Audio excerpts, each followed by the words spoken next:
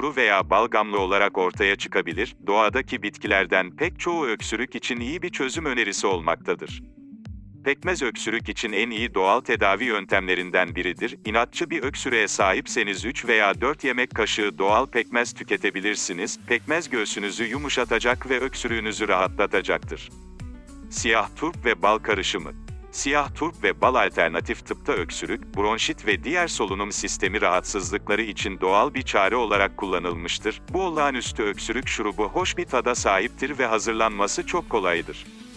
Siyah turpun tepesini kesin ve küçük bir delik oluşturun, daha sonra içerisine bir miktar bal ekleyip, turbu bardağın üzerine yerleştirin, çünkü turpun altından sızıntı olacaktır ve siz o sızıntı halinde bardağın içerisine akan sıvıyı içeceksiniz.